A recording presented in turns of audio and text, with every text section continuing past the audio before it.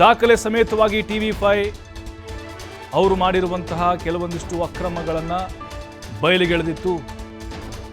ಇದಕ್ಕಿಂತ ನಿಮಗೆ ಸಾಕ್ಷಿ ಬೇಕಾ? ಹಾಗಾದ್ರೆ ಅದರದ್ದೇ ಆದಂತಹ ಕೆಲವೊಂದಿಷ್ಟು ಮಾನದಂಡಗಳು ಇರ್ತವೆ. 16 ವರ್ಷ ರೀ BDAನಲ್ಲಿ, ಅದರಲ್ಲೂ ಆಗಿ ಇಲ್ಲಿ ಜಾಂಡ ಊರಿದ್ದಾರೆ ಅಂತ ಹೇಳಿದ್ರೆ ಖಂಡಿತವಾಗ್ಲೂ ಅವರ ಹಿಂದೆ ಯಾರೋ ಒಬ್ಬರು ಪ್ರಭಾವಿಗಳು ಕೆಲಸ ಮಾಡ್ತಾ ಇದ್ದಾರೆ. ಬೇರೆ ಇಲಾಖೆಗೆ ಯಾಕೆ ಅವ್ರನ್ನ ವರ್ಗಾವಣೆ ಮಾಡ್ತಾ ಇಲ್ಲ?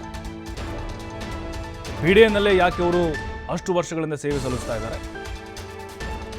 ಯಾವುದೋ ಒಬ್ಬ ಅಧಿಕಾರಿ ವಿರುದ್ಧ ಅಕ್ರಮಗಳು ಕೇಳಿ ಬಂದಾಗ ಹಿಂದೆ ಮುಂದೆ ನೋಡದೆ ಅವ್ರನ್ನ ವರ್ಗಾವಣೆ ಮಾಡಿರುವಂತಹ ಎಷ್ಟೋ ಪ್ರಕರಣಗಳನ್ನು ನಾವು ನೋಡಿದ್ದೇವೆ. ಅಮಾನತ್ನಲ್ಲಿ ಇಡ್ತಾರೆ, ಅದಕ್ಕಿಂತ ವರ್ಗಾವಣೆ ಮಾಡಿಬಿಡ್ತಾರೆ. ವರ್ಗಾವಣೆ ರೂಲ್ಸ್ ಕೂಡ ಇದೆ. ಒಂದು ಇಲಾಖೆಯಲ್ಲಿ ಇಷ್ಟು ವರ್ಷಗಳ ಅವಧಿಗಿಂತ ಹೆಚ್ಚು ಮಾಡಂಗಿಲ್ಲ ಅಂತ 2010ರಲ್ಲಿ AE ಆಗಿ ನೀರಾವರಿ ಇಲಾಖೆಯಿಂದ BDAಗೆ ಎರವಲು ಸೇವೆಯನ್ನು ಪಡೆದುಕೊಂಡಿದ್ದಾರೆ. 16 ವರ್ಷದಿಂದ AE ಮತ್ತು AE ಹಾಗೂ EE ಆಗಿ BDAನಲ್ಲಿ ಸೇವೆ ವಿಸ್ತರಣೆ ಆಯಿತು. ನಿಯಮದ ಪ್ರಕಾರ ಎರವಲು ಆಧಾರದ ಮೇಲೆ 1-2 ವರ್ಷ ಮಾತ್ರ ಅವಕಾಶಗಳಿದ್ದಾವೆ ಎರವಲು ಇದು. ಆದರೆ ಅಶೋಕ್ 16 ವರ್ಷದಿಂದ BDAನಲ್ಲಿ ವಿವಿಧ ವಲಯಗಳಲ್ಲಿ ಸೇವೆಯನ್ನು ಮಾಡ್ತಾ ಇದ್ದಾರೆ. ವರ್ಗಾವಣೆ ಮಾಡಿದರೂ ಕೂಡ ಮತ್ತೆ BDAಗೆ ಎಂಟ್ರಿ ಆಗಿ ಅಶೋಕ್ ಠಿಕಾಣಿ ಹೂಡ್ತಾ ಇದ್ದಾರೆ.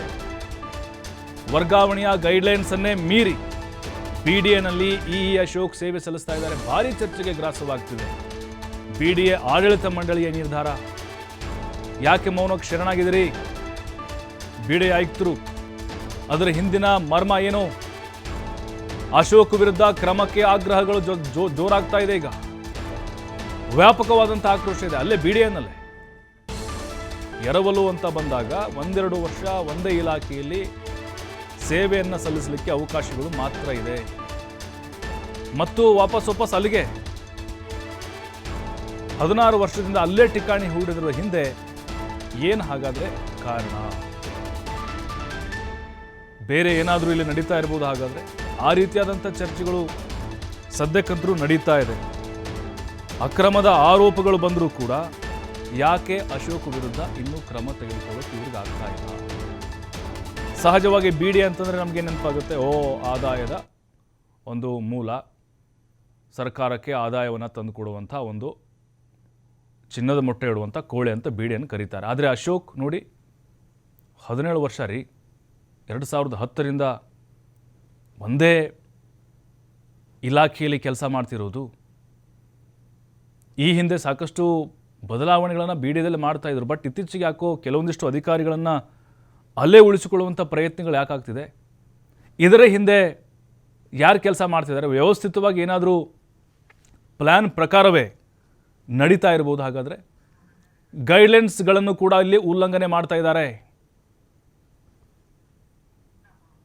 ಮತ್ತಷ್ಟು ಮಾಹಿತಿ ನಮ್ಮ ಪ್ರತಿನಿಧಿ ಕೃಷ್ಣ ನೀಡ್ತಾರೆ. ಕೃಷ್ಣ, ಒಂದೇ ಇಲಾಖೆ 16 ವರ್ಷದಿಂದ ಅಲ್ಲೇ ಠಿಕಾಣಿ ಹೂಡಿದ್ದಾರೆ ಅಂತಂದರೆ ಸಹಜವಾಗಿ ಅನುಮಾನಗಳು ಬಂದೇ ಬರುತ್ತೆ. ಅಕ್ರಮ ಬಯಲು ಮಾಡಿದರೂ ಕೂಡ ಯಾಕೆ ಅಧಿಕಾರಿಗೆ ಅಷ್ಟು ಮಣೆ ಹಾಕ್ತಿದ್ದಾರೆ ಅಂತ? ಪ್ರಭು, ಬೆಂಗಳೂರು ಅಭಿವೃದ್ಧಿ ಪ್ರಾಧಿಕಾರ ಅಂದ್ರೆ ಅದು ಭ್ರಷ್ಟರ ಪಾಲಿಗೆ ಚಿನ್ನದ ಮೊಟ್ಟೆ ಇರುವ ಕೋಳಿ ಅಂತೆ. ಆ ರೀತಿ ಇಲ್ಲಿ ಭ್ರಷ್ಟಾಚಾರ ನಡೀತಾ ಇದೆ, ಅಕ್ರಮ ನಡೀತಾ ಇದೆ. ಠಿಕಾಣಿ ಹೂಡಿ ಅಧಿಕಾರಿಗಳು ಕೋಟಿ ಹಣವನ್ನು ದೋಚುವಂತ ಪ್ರಯತ್ನವನ್ನ ಮಾಡ್ತಾ ಇದ್ದಾರೆ. ಆದ್ರೂ ಸಹ ಬೆಂಗಳೂರು ಅಭಿವೃದ್ಧಿ ಪ್ರಾಧಿಕಾರದ ಭ್ರಷ್ಟ ಅಧಿಕಾರಿಗಳ ವಿರುದ್ಧ, ಠಿಕಾಣಿ ಹೂಡಿರುವ ಅಧಿಕಾರಿಗಳ ವಿರುದ್ಧ ಯಾವುದೇ ಕ್ರಮವನ್ನ ತೆಗೆದುಕೊಳ್ಳುವಂತ ಪ್ರಯತ್ನವನ್ನ ಸರ್ಕಾರ ಮಾಡ್ತಾ ಇಲ್ಲ. ಬೆಂಗಳೂರು ನಗರಾಭಿವೃದ್ಧಿ ಪ್ರಾಧಿಕಾರ ರಾಜ್ಯದ ಮುಖ್ಯಮಂತ್ರಿಗಳಾದ DK ಶಿವಕುಮಾರ್ ಅಧೀನದಲ್ಲಿ ಬರುವಂತ ಇಲಾಖೆ. ಬೆಂಗಳೂರು ನಗರಾಭಿವೃದ್ಧಿ ಸಚಿವ ಸ್ಥಾನ ಕೃಷ್ಣೇಗೌಡರ ಪಾಲಾದ್ರೂ ಕೂಡ ಬೆಂಗಳೂರು ಅಭಿವೃದ್ಧಿ ಪ್ರಾಧಿಕಾರ ರಾಜ್ಯದ ಮುಖ್ಯಮಂತ್ರಿಗಳ ಅಧೀನದಲ್ಲಿ ಬರುವಂತ ವ್ಯಾಪ್ತಿಯಲ್ಲಿ ಬರುವಂತ ಇಲಾಖೆ ಆದ್ರೂ ಕೂಡ ಇಲ್ಲಿ ವರ್ಷಾನುಗಟ್ಟಲೆಯಿಂದ ಅಧಿಕಾರಿಗಳು ಭ್ರಷ್ಟಾಚಾರ ಮಾಡ್ತಾ ಇದ್ದಾರೆ, ಅಕ್ರಮವನ್ನ ಮಾಡ್ತಾ ಇದ್ದಾರೆ. ಸರ್ಕಾರದ ನಿಯಮಗಳನ್ನ ಗಾಳಿಗೆ ತೂರಿ ಮಾಡಬಾರ್ದ ಕೆಲಸಗಳನ್ನ ಮಾಡುವಂತ ಪ್ರಯತ್ನಗಳು ನಡೀತಾ ಇದೆ. ಇಷ್ಟಾದ್ರೂ ಕೂಡ ರಾಜ್ಯದ ಮುಖ್ಯಮಂತ್ರಿಗಳಾದ DK ಶಿವಕುಮಾರ್ ಅವರು ಅವರೇ ಇಲಾಖೆಯಲ್ಲಿ ಒಬ್ಬ ವ್ಯಕ್ತಿ 16 ವರ್ಷಗಳ ಕಾಲದಿಂದ ಒಂದೇ ಇಲಾಖೆಯಲ್ಲಿ ಕೆಲಸ ಮಾಡ್ತಾ ಇದ್ದಾರೆ ಅಂದ್ರೆ ಅವರ ವರ್ಚಸ್ಸು, ಅವರ ಪ್ರಭಾವ, ಅವರ ಅಕ್ರಮ ಇಷ್ಟರ ಮಟ್ಟಿಗೆ ಇದೆ ಅಂತ ಇಲ್ಲಿ ಸ್ಪಷ್ಟವಾಗಿ ಗೊತ್ತಾಗ್ತಾ ಇದೆ. 2010ರಲ್ಲಿ BDAಗೆ AE ಆಗಿ ಬಂದಂತ ಅಶೋಕ್ 2026ವರೆಗೂ ಇಲ್ಲಿವರೆಗೂ ಕೆಲಸ ಮಾಡ್ತಾ ಇದ್ದಾರೆ ಅಂದ್ರೆ ಅವರು BDAದಲ್ಲಿ ಸಾಕಷ್ಟು ಆರೋಪ, ಭ್ರಷ್ಟಾಚಾರದ ಸಂಬಂಧಪಟ್ಟಂತೆ ಸಾಕಷ್ಟು ಸಾಲು ದೂರು ಕೂಡ ದಾಖಲಾಗಿದೆ. ಪ್ರಮುಖವಾಗಿ ಸರ್ಕಾರದ ಯಾವುದೇ ಒಬ್ಬ ಅಧಿಕಾರಿ ಆಗಿರ್ಬೋದು, ಯಾವುದೇ ನೌಕರಾಗಿರ್ಬೋದು, ಯಾವುದೇ ಒಂದು ಇಲಾಖೆಯಲ್ಲಿ ಒಂದು ಸ್ಥಾನದಲ್ಲಿ ಸರಿಸುಮಾರು 2 ರಿಂದ 3 ವರ್ಷ ಸರ್ಕಾರವೇ ಒಂದು ವರ್ಗಾವಣೆ ನಿಯಮ ಅನ್ನೋದು ಕೂಡ ಸರ್ಕಾರ ಜಾರಿ ಮಾಡಿದೆ.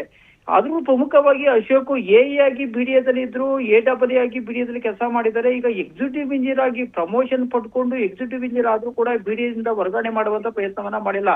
ಸರ್ಕಾರದ ಒಂದು ನಿಯಮ ಇದೆ, ಯಾವುದೇ ಒಂದು ಇಲಾಖೆಯಿಂದ ಎರವಲು ಸೇವೆ ಆಧಾರದ ಮೇಲೆ ಬಂದಂತ ಸಂದರ್ಭದಲ್ಲಿ ಕೇವಲ 2 ರಿಂದ 3 ವರ್ಷ ಮಾತ್ರ ಕಾಲಾವಕಾಶವನ್ನು ಕೊಡೋಗುತ್ತೆ.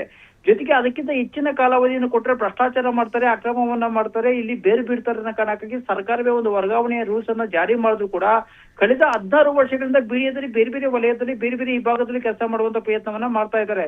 ಸದ್ಯದ ಮಟ್ಟಿಗೆ ಕೆಂಪೇಗೌಡ ಲೇಔಟ್ ನಲ್ಲಿ ಇಇ ಆಗಿರುವಂತ ಅಶೋಕ್ ಮೇಲೆ ಸಾಕಷ್ಟು ಭ್ರಷ್ಟಾಚಾರದ ಆರೋಪ ಇದೆ. ಕಾರ್ನರ್ ಸೈಟ್ ಗಳನ್ನ ಕಟ್ಟಿಂಗ್ ಮಾಡ್ತಾರಂತ ಆರೋಪ ಇದೆ. ಜೊತೆಗೆ ಕೆಂಪೇಗೌಡ ಲೇಔಟಿನ ಬಹುತೇಕ ರೈತರು ಕೂಡಲೇ ಅಶೋಕನ್ನ ವರ್ಗಾವಣೆ ಮಾಡಿ ಅಂತ ರಾಜ್ಯದ ಮುಖ್ಯಮಂತ್ರಿಗಳಾದಂತ DK ಶಿವಕುಮಾರ್ಗೆ ಕೂಡ ಮನವಿಯನ್ನ ಮಾಡುವಂತ ಪ್ರಯತ್ನವನ್ನ ಮಾಡಿದ್ದಾರೆ. ಈ ಹಿಂದೆ ಸಹ ಬೆಂಗಳೂರು ನಗರಾಭಿವೃದ್ಧಿ ಸಚಿವರಾದಂತ DK ಶಿವಕುಮಾರ್ಗೂ ಕೂಡ ಈ ಒಂದು ಬಿಡಿಎದಲ್ಲಿ ಭ್ರಷ್ಟಾಚಾರ ಅತಿ ಹೆಚ್ಚಾಗಿ ಮಾಡ್ತಾ ಇದ್ರೆ, ವರ್ಗಾವಣೆ ನಿಯಮವನ್ನ ಮೀರಿ ಅಶೋಕ್ ಕೆಲಸ ಮಾಡ್ತಾ ಇದ್ರೆ ಅಂತ ಈ ಹಿಂದೆ ಇದ್ದಂತ DK ಶಿವಕುಮಾರ್ಗೂ ಕೂಡ DCM ಆಗಿದ್ದಂತ ಸಂದರ್ಭದಲ್ಲಿ ಸಾಕಷ್ಟು ಸಾಲು ದೂರುಗಳನ್ನು ಕೊಡುವಂತ ಪ್ರಯತ್ನವನ್ನ ಮಾಡಿದ್ದಾರೆ. ಆದ್ರೆ ಸರ್ಕಾರ ಇಲ್ಲಿವರೆಗೂ ಅವರನ್ನ ವರ್ಗಾವಣೆ ಮಾಡುವಂತ ಪ್ರಯತ್ನವನ್ನ ಮಾಡ್ತಾ ಇಲ್ಲ. ಬಿಡಿಎದಲ್ಲಿ ಬೇರ್ ಬಿಟ್ಟಿರುವಂತ ವಶಾನಘಟ್ಟಲಿಯಿಂದ ಠಿಕಾಣಿ ಹೂಡಿರುವಂತ ಬೆಂಗಳೂರು ಅಭಿವೃದ್ಧಿ ಪ್ರಾಧಿಕಾರದ ಕೆಂಪೇಗೌಡ ಲೇಔಟ್ ನಿಂದ ಎಕ್ಸಿಕ್ಯೂಟಿವ್ ಇಂಜಿನಿಯರ್ ಆಗಿರುವಂತ ಅಶೋಕ್ ಅವರನ್ನ ರಕ್ಷಣೆ ಮಾಡುವಂತ ಪ್ರಯತ್ನವನ್ನ ಬೆಂಗಳೂರು ಅಭಿವೃದ್ಧಿ ಪ್ರಾಧಿಕಾರ ಮಾಡುವಂತ ಪ್ರಯತ್ನ ಕೂಡ ನಡೀತಾ ಇದೆ. ಈ ಹಿಂದೆ ಇದೇ ವಿಚಾರಕ್ಕೆ ಸಂಬಂಧಪಟ್ಟಂತೆ ನಾವು ಬೆಂಗಳೂರು ಅಭಿವೃದ್ಧಿ ಪ್ರಾಧಿಕಾರದ ಆಯುಕ್ತರಾದಂತ ಮಣಿವಣ್ಣವರ ಗಮನಕ್ಕೆ ತಂದಂತ ಸಂದರ್ಭದಲ್ಲಿ ಕೂಡ ಅವರು 16 ವರ್ಷಗಳಿಂದ ಬಿಡಿಎದಲ್ಲಿ ಕೆಲಸ ಮಾಡ್ತಿರೋದು ನನ್ನ ಗಮನಕ್ಕೆ ಬಂದಿಲ್ಲ ಅಂತ ಮಾತುಗಳನ್ನ ಆಡುವಂತ ಪ್ರಯತ್ನವನ್ನ ಮಾಡಿದ್ರು. ಕಳೆದ ಕೆಲ ದಿನಗಳ ಹಿಂದೆ ಇದೇ ಅಶೋಕ್ ವಿಚಾರ ಸಂಬಂಧಪಟ್ಟಂತೆ ನಾವು ದಾಖಲೆಗಳ ಸಮೇತ ಸುದ್ದಿಯ ಪ್ರಸಾರ ಮಾಡುವಂತ ಪ್ರಯತ್ನವನ್ನ ಕೂಡ ಮಾಡಿದ್ದೀವಿ. ಆದ್ರೆ ಇಲ್ಲಿವರೆಗೂ ಈ ಭ್ರಷ್ಟ ಅಧಿಕಾರಿಯಾಗಿರುವಂತ ಅಶೋಕ್ ಮೇಲೆ ಇಲ್ಲಿವರೆಗೂ ಯಾವುದೇ ರೀತಿಯ ಕ್ರಮವನ್ನ ತೆಗೆದುಕೊಳ್ಳುವಂತ ಪ್ರಯತ್ನವನ್ನ ಮಾಡ್ತಾ ಇಲ್ಲ. 16 ವರ್ಷಗಳಿಂದ ಟಿಕಾಣಿ ಹೊಡಿರುವಂತ ಅಶೋಕ್ ಅನ್ನ ಯಾಕೆ ರಕ್ಷಣೆ ಮಾಡುವಂತ ಪ್ರಯತ್ನವನ್ನ ಬೆಂಗಳೂರು ಅಭಿವೃದ್ಧಿ ಪ್ರಾಧಿಕಾರದ ಆಯುಕ್ತರು ಮಾಡ್ತಾ ಇದ್ದಾರೆ. ಬೆಂಗಳೂರು ಅಭಿವೃದ್ಧಿ ಪ್ರಾಧಿಕಾರ ಅಧ್ಯಕ್ಷರು ಸಹ ಯಾವುದೇ ರೀತಿಯ ಕಟ್ಟುನಿಟ್ಟಿನ ಕ್ರಮವನ್ನು ತೆಗೆದುಕೊಳ್ಳುವಂತ ಪ್ರಯತ್ನವನ್ನ ಮಾಡ್ತಾ ಇಲ್ಲ. ಇಲ್ಲೇ ಭ್ರಷ್ಟಾಚಾರಕ್ಕೆ ಬೆಂಗಳೂರು ಅಭಿವೃದ್ಧಿ ಪ್ರಾಧಿಕಾರದ ಆಯಕಟ್ಟಿದ ಅಧಿಕಾರಿಗಳು, ಆಯಕಟ್ಟಿದ ಸ್ಥಾನದಲ್ಲಿರುವಂತ ವ್ಯಕ್ತಿಗಳೇ ಈ ಒಂದು ಅಶೋಕ್ಗೆ ಸಾಥ್ ಕೊಡ್ತಾ ಇದ್ದೀರಾ ಅನ್ನೋ ಅನುಮಾನ, ಆತಂಕ ಎಲ್ಲರಿಗೂ ಕೂಡ ಕಾಡ್ತಾ ಇದೆ. ಹೀಗಾಗಿ ಸರ್ಕಾರದ ನಿಯಮಗಳನ್ನ ಮೀರಿ ಬಿಡಿಎದಲ್ಲಿ ಕೆಲಸ ಮಾಡ್ತಿರುವಂತ ಭ್ರಷ್ಟ ಅಧಿಕಾರಿಗಳಾದಂತ ಅಶೋಕ್ ಮೇಲೆ ಯಾವುದೇ ರೀತಿ ಕ್ರಮ ತೆಗೆದುಕೊಂಡಿರೋದು ಬಿಡಿಎದಲ್ಲಿ ಸಾಕಷ್ಟು ಚರ್ಚೆ ಕೂಡ ಆಗ್ತಾ ಇದೆ. ಹೀಗಾಗಿ ಸರ್ಕಾರ ಇನ್ನಾದ್ರೂ ಈ ಭ್ರಷ್ಟ ಅಧಿಕಾರಿಗಳಾದಂತ ಅಶೋಕ್ ಮೇಲೆ ಯಾವ ರೀತಿ ಕ್ರಮ ತೆಗೆದುಕೊಳ್ಳುತ್ತೆ ಇರೋದು ಕೂಡ ಈಗ ಯಕ್ಷ ಪ್ರಶ್ನೆ ಆಗಿ ಕೂಡ ಉಳಿದಿರುವಂತದ್ದು. ಪ್ರಭು, ಥ್ಯಾಂಕ್ ಯು ಕೃಷ್ಣ ಮಾಹಿತಿಗಾಗಿ.